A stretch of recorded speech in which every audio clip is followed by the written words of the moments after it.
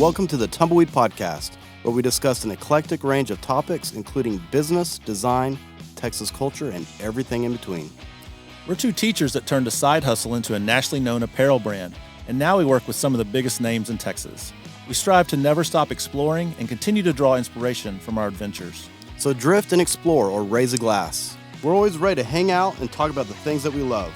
So come roll with us as we drift and explore.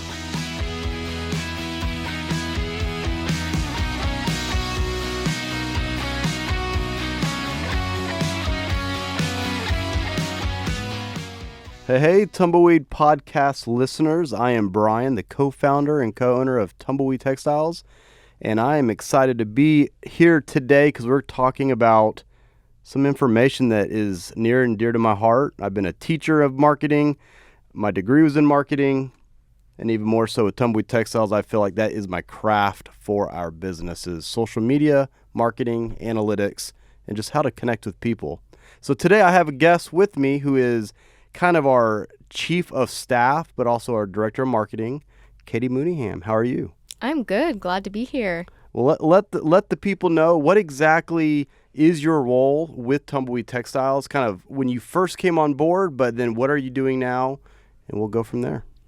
When I first came on board, I came on as a part-time staff in the store.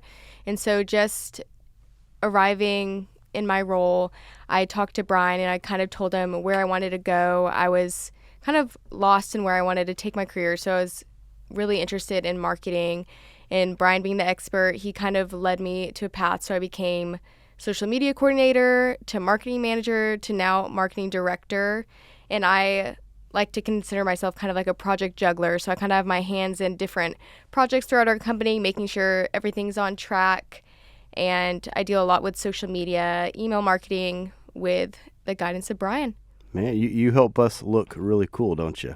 I try my best. Yeah. Well, so with you here today, what I want to talk about is, it sounds boring, but marketing analytics, but specifically how Tumbleweed Textiles, how we do what we do, and that's predominantly through social media. So social media marketing, email marketing, basically how we create a community with those that choose to follow us, right? Yeah. And when I think of social media marketing and all that, it's kind of considered the 3 C's. It's communication, connection, and conversion.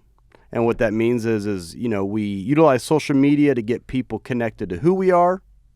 And then the goal is to kind of like a sales funnel is we get them connected, become aware of who our brand is, but then eventually hopefully become a customer.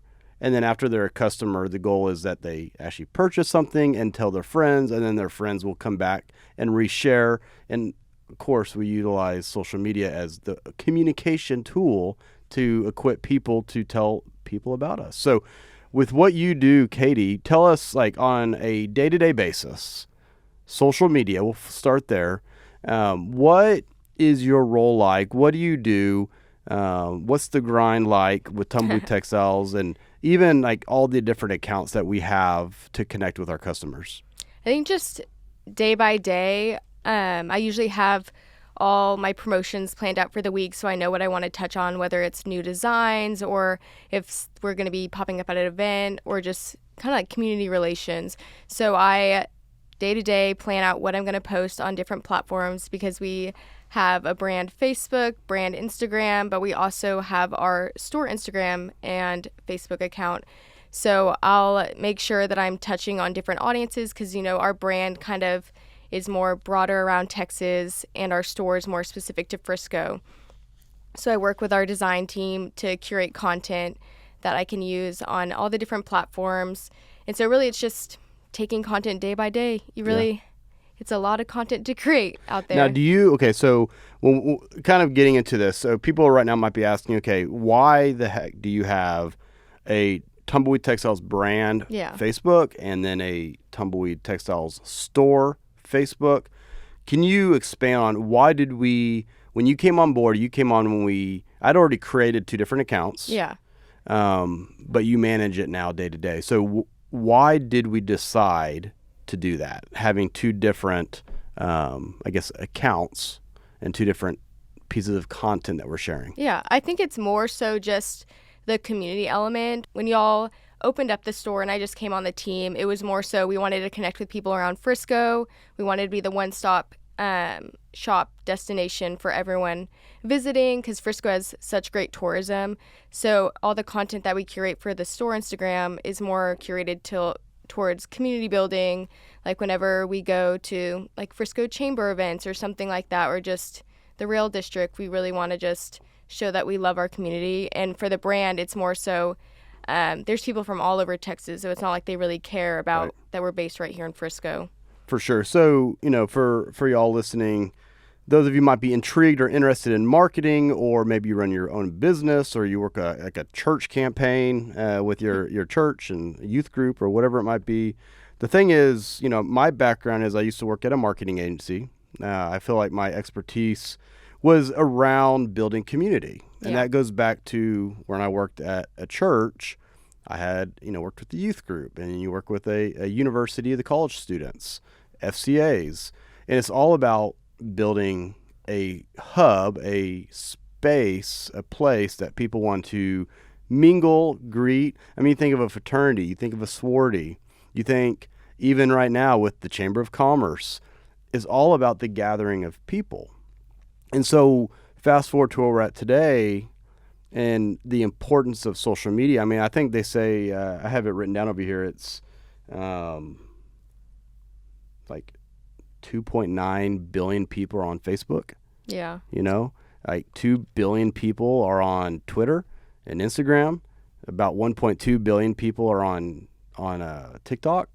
And so it's an enormous amount of people that are seeking content, seeking information, seeking a place for love and belonging and whatever it might be. And so as a business, we knew when we started Tumbleweed Textiles is we needed to figure out, okay, our target audience, that's where it always starts, is let's say for Jeb and I, it's a male, we thought, because we're males. And it was, let's say ages 25, because at that time I was about 28, 29 when we started the company. And it's through 45 years old. People that like concerts, people that like doing certain things. So when we built our Facebook, we created it around that. We use for content models that were men. We targeted in our advertising. You can, in Facebook, actually pick and choose who you're reaching. We would try to reach that target audience. And so sometimes as you grow, it's about the community of people you're trying to reach, so that then you're putting in the content, you're putting in the information, you put the right logo, you put the right Facebook skin and, banners to reach that audience.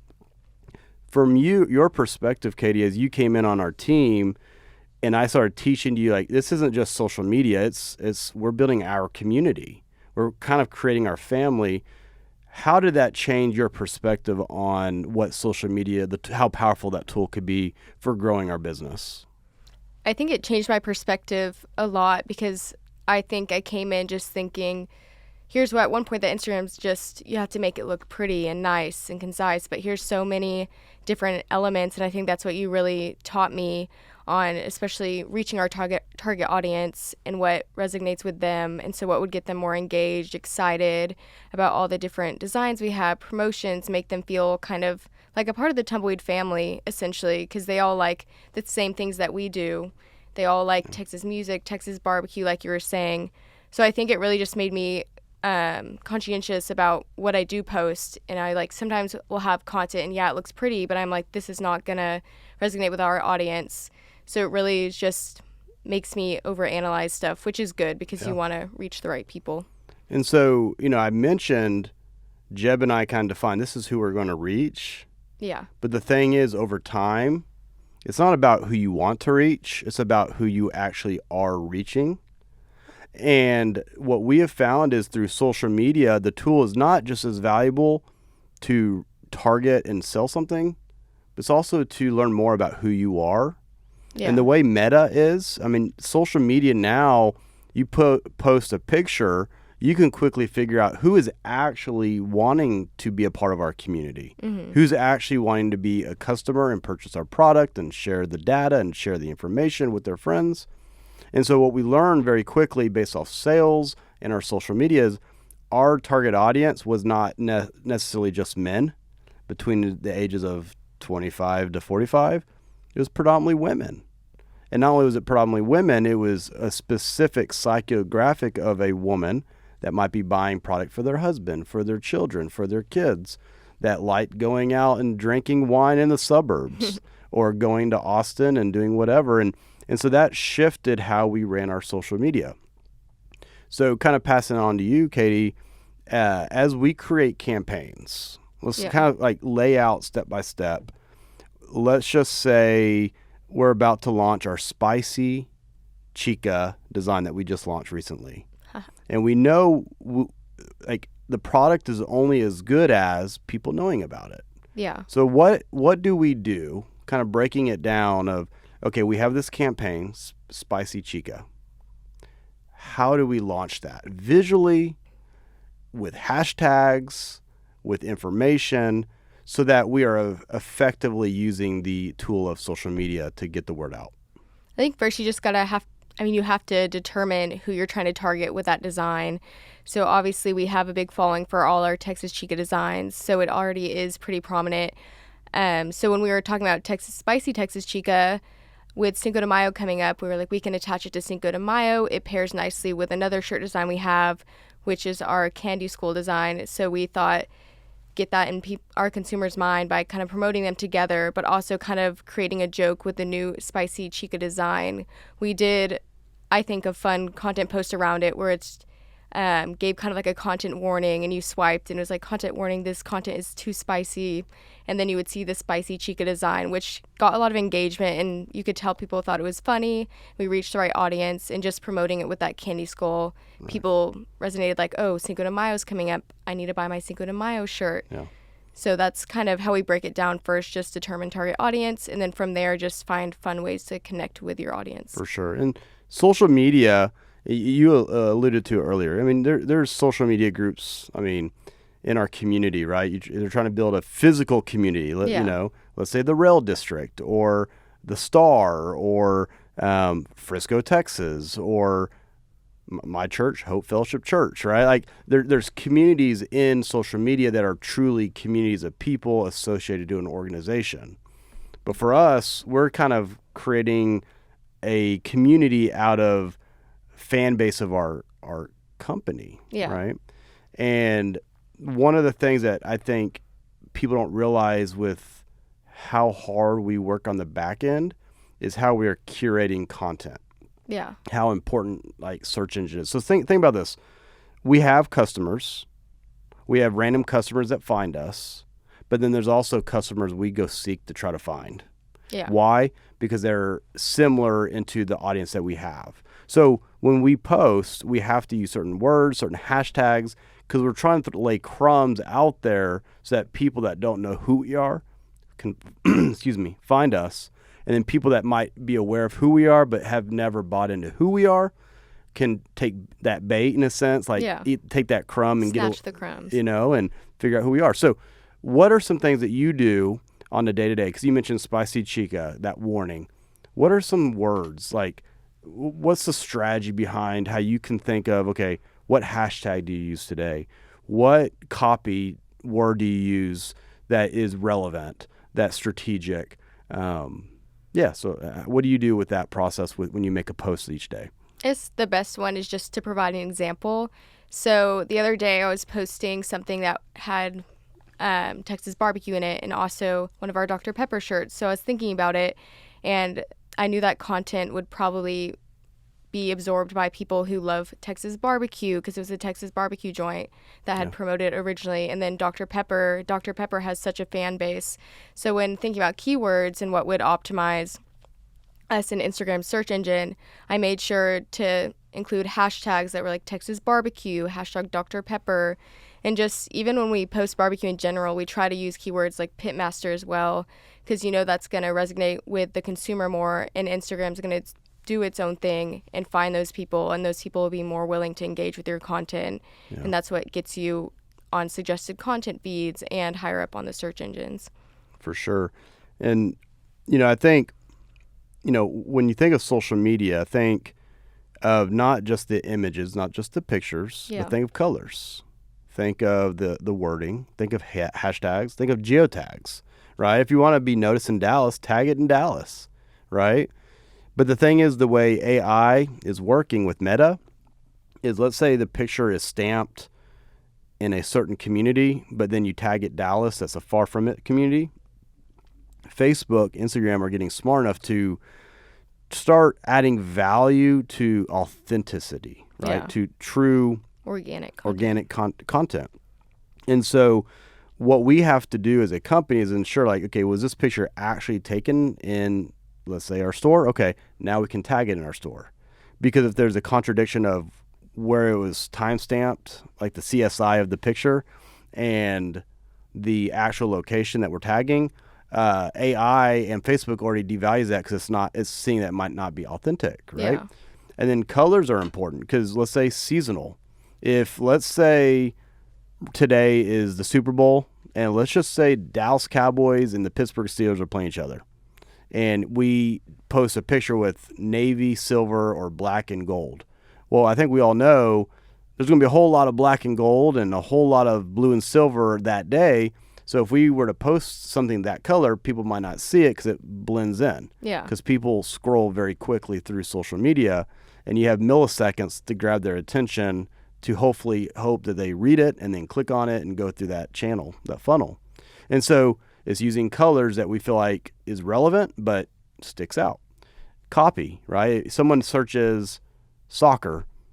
Well, if we have a shirt that might connect to soccer, we need to make sure we use that word in the copy. Yeah. And if we know that, you can go look at trending hashtags or trending things. If you want to if there's thousands of people looking at a hashtag, well, let's make sure, as long as that's a relevant word to our brand, like Texas music or Texas beer or Frisco, Texas, hashtag it, because then there's more likely leading people, to our brand, to that post. And I say that because a lot of people don't realize when you just do a post, it might not be enough. You have to think about, who are you trying to reach? What community are you trying to build? Where are you trying to lead them? Your website or a Facebook group, to a VIP group, to an event like our warehouse sale. And then you need to put the right necessary steps and strategies of words and hashtags and colors and pictures and images to lead them there. So let's share this. So over time, we've done multiple different pictures, right? And we have a guy on our team, Murray, who has been fantastic at helping us learn the expertise. He is amazing. He's an expert in advertising, digital advertising. But over the course of time, we've used model photos and flat lays and blah, blah, blah. Kind of share how that's evolved for us, how we've used certain images and how we found what is more successful than others. It's funny because we have worked closely with Murray on our ads, especially lately, to see just what performs the best. And so recently I had him kind of pull a report using UTMs on the type of ads that we run. So there's dynamic ads, we have our basic graphics, and just kind of flat lays and model photography. And you always want the content that you curate to perform better. So like if you do a flat lay, you make sure it's so perfect. But overall, it's proven that our dynamic ads, which just pull directly from our website, so it's just essentially like a mock-up of our product, those always perform so well. And Facebook and Meta do such a good job of just finding the customer that would be interested in that product and kind of catering the ads to each specific user. Yeah. So it's funny. So every time we do that, it's always the dynamic ads that perform best, which is kind of frustrating, but it's working, so I can't get mad about that. Right. And so I think, with all this said, we think about social media, kind of think of a funnel, gain awareness, get consideration, drive conversion, hope and pray for loyalty. And I like to think more of a raving fan based off of a book I love. And then advocacy, people want to tell people more about you, be your cheerleaders. Yeah. And I think as small businesses and even organizations with churches, stopping to understand your social media is a community. And then understanding what are the steps, step by step, that you want to take to lead them to where your ultimate goal is.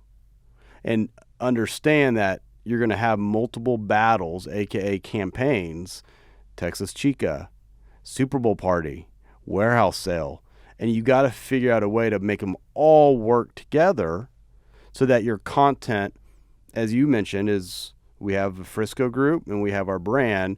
Everything funneling through that is not alienating or leaving people out, but reaching majority of your audience. Yeah. It's like email marketing, right? Like some emails we might post Texas Chica, as we keep on saying. But if half of our audience are men, we just alienated or potentially left out half of our audience. So we need to make sure in that email we have content that's for them too. Because at the end of the day, it's kind of like entertainment. It's curating content, stories that can reach and resonate. So what else do? We have social media. What other things do we do that connects with our audience and tries to build that community that hopefully leads people to our brand? Yeah, so we have social media, digital advertising, email marketing, and we also do some print and digital ads, not just with social media, but say it's like a local newspaper or Texas Monthly Magazine. So we also work with all different people and also through our sponsorships or partnerships with music festivals or just local events in Frisco. Okay.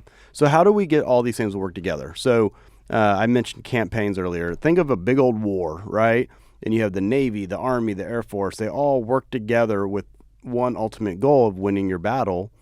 Think of football. You got the linemen, offense, defense, quarterback, running back, safety, so on, kickers, punters.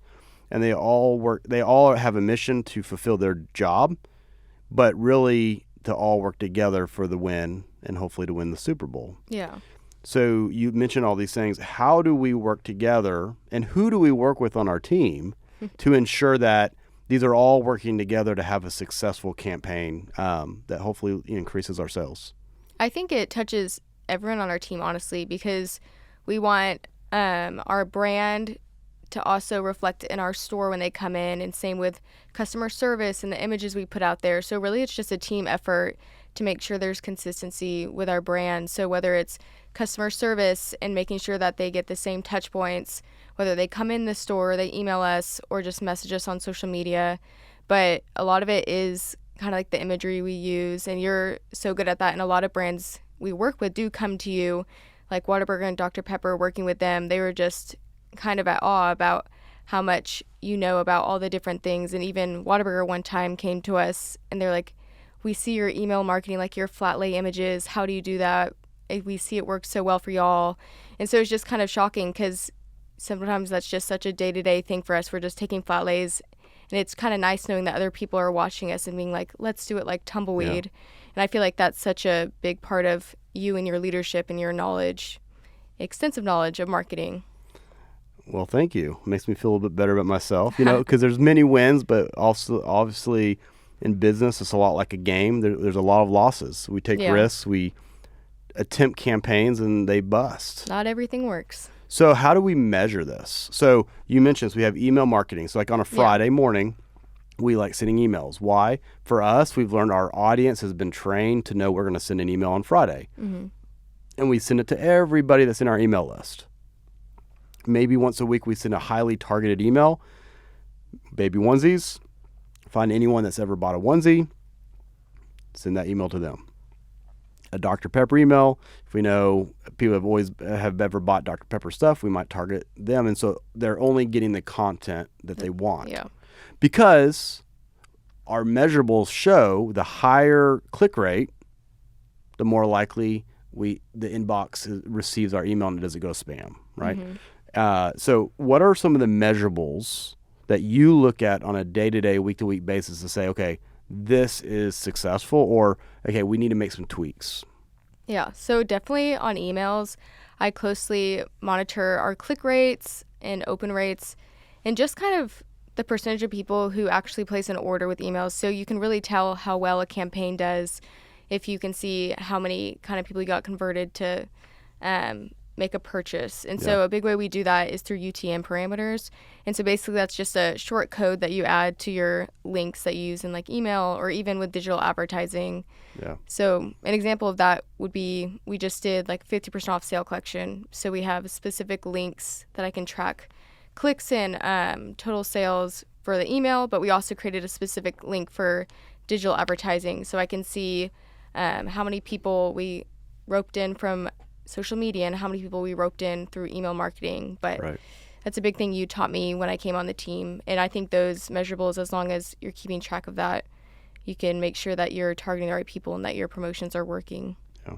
Well, I think, there's multiple things of measurables. And you mentioned quite a few that the average person, company, small, big, or large will look at. Yeah. But there's also, reach, right? Is the more people you have in your email list or social media, the more likelihood, it's like winning the lottery, right? Like the more times you try, the more likely you're going to win, or the more likely you're going to lose, I guess. But reach, impressions, right? So the more times you have a post that's impressed into the minds of other people, impressions, right? The more likely it's going to be seen. Audience growth rate. So if our social media is stagnant, that means there's an issue. Yeah. There's companies that could be purchased, acquired nowadays more for the data they have or the ability to show growth than it is actually how much money you make.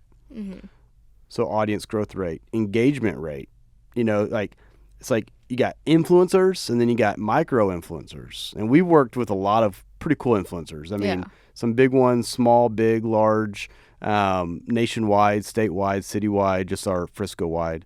And what I've found is sometimes these micro influencers that might have 1,000 followers, but they might have almost a 50% engagement.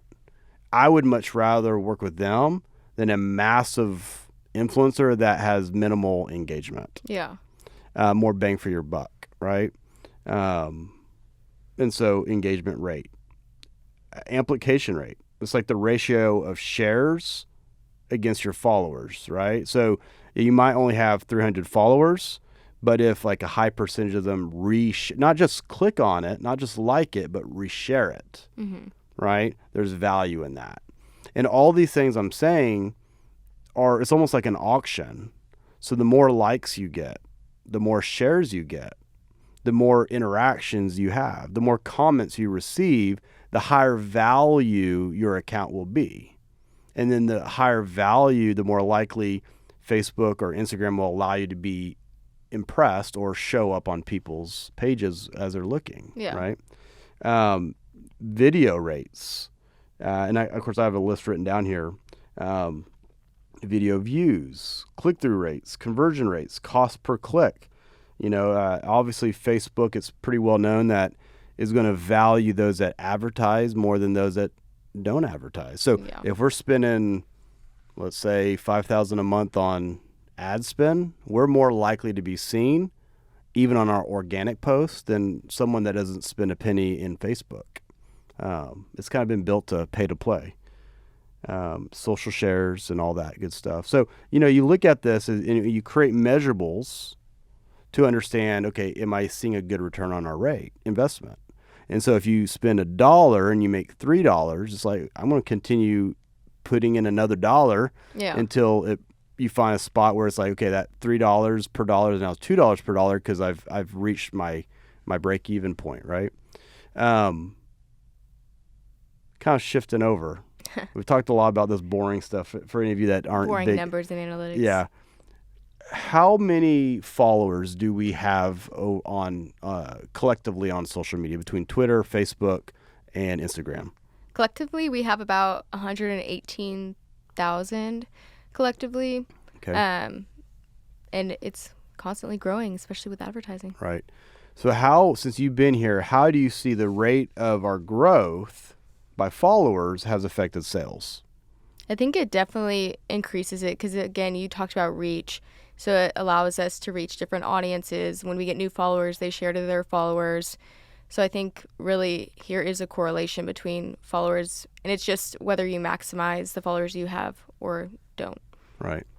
So I noticed like through Google Analytics, which is an incredible tool. Yeah. Sometimes it's more fun than anything unless you actually know how to utilize the information you receive. It always gives you too much information. Right. And, Google Analytics can show how many people checked out your site, how many people have clicked, how long are they spending on a page, right? And if people are entering your website and they leave in a second, then there's something on that page, so you need to update that page. So there's valuable information there. Yeah. But I noticed we have about, in the last year, right? Not year to date. Yeah. Not January to December, but 300 some days from today. We had about 706,000 visitors to our site, right? Yeah. And the cool thing is it's not just Texas or Frisco.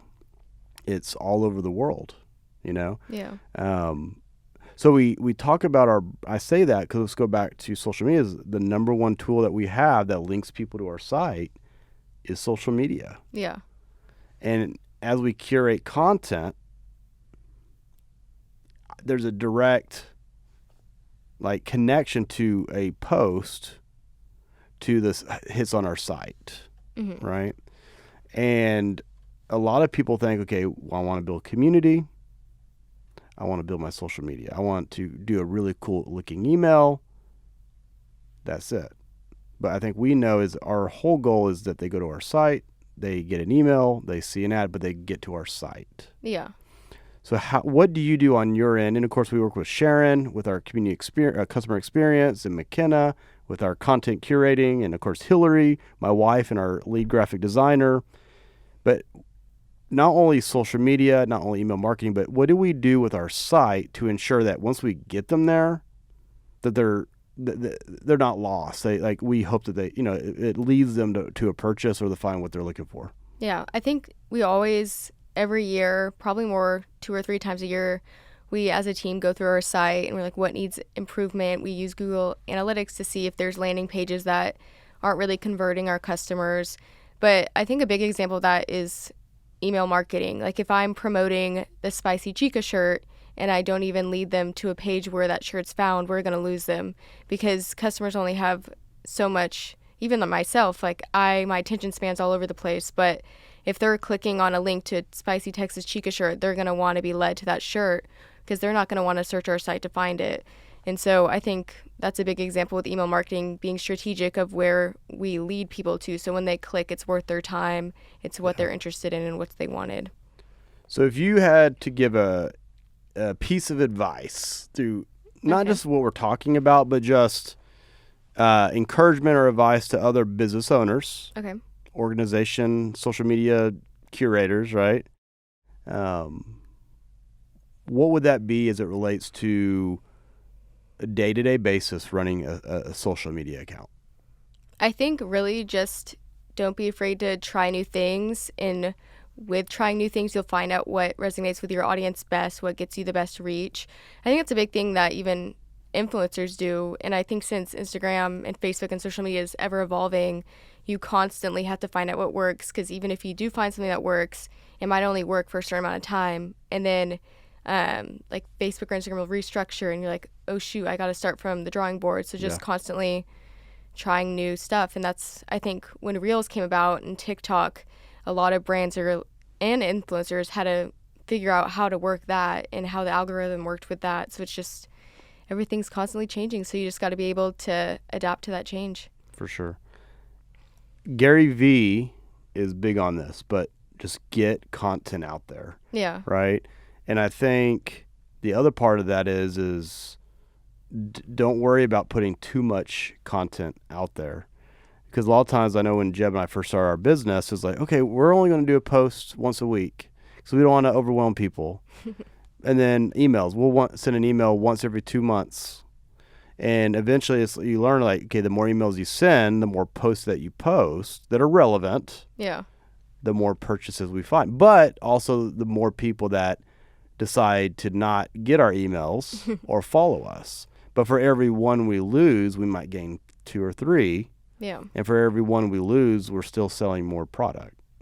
And so I think my advice would be, if you're a small business, a big business, Don't talk about it, do it. And decent content is better than no content at all. Yeah. So get information, get content out there, and just improve it along the way. People love seeing things get better, but if people don't know about a product, a design, an event, or anything, then it was worthless. Yeah. And so truly utilize social media as a community builder and a tool to communicate effectively to the people you're trying to communicate to within your community, aka family, that you want to reach. And understand that social media is not about you. It's about the people that you've invited or have chosen to be a part of what you do. And so feed them what they want. Yeah.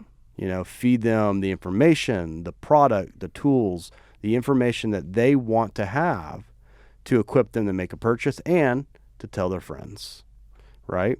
And so that's all I got with that. Any final thoughts from you as it relates to, marketing, social media, email marketing, advertising, kind of things that fall under your umbrella with Tumbleweed Textiles? I guess with me just touching base on kind of like the advice that I gave, I know you obviously come from a marketing agency background, but I guess how much have you seen social media evolve or just marketing tactics since you worked there, just with your own company, doing everything yourself? Right. I think, one, the control of the platform, because it used to be post something and your friends will see it. Yeah. But now it's such a money generator that you have to pay to play, right? And so, I used to be able to post a picture and all my friends see it. Now, not even a portion of them see it until I pay for it.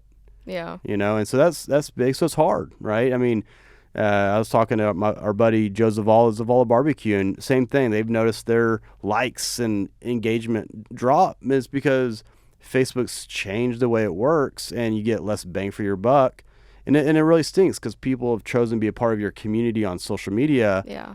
And they might not even be getting your information because you're not paying for it. And I don't like that, but it is what it is. Two is, you kind of alluded to it earlier, is authenticity. I used to be able to, it used to be about my wife Hillary taking a model photo of two people wearing our shirts, and it was, like kind of like a senior picture. But now there's more value in true organic that's taken with your phone. Yeah. Right? Like, you're better off taking a picture with your phone than you are a high-end camera, because Facebook's going to value that more. People want to see you wearing that product out in the wild at a festival more than they care about you in front of flowers and a tree and it looking all pretty. Two-staged. Yeah. So, but it's harder, right? Like, that's the reason why brands and people can't keep up, is that's very expensive to hire photographers and designers and videographers to curate content. Yeah. And so what's happening is businesses can't keep up because it's just expensive and takes a lot of time. And honestly, we've learned this, but it's not worth it, right? It's so expensive that by the time we get all that done and we start promoting a product, we're moving on to the next product. Yeah. And so it's just, you can't really keep up. And then the third thing is AI, is artificial intelligence is starting to drive social media.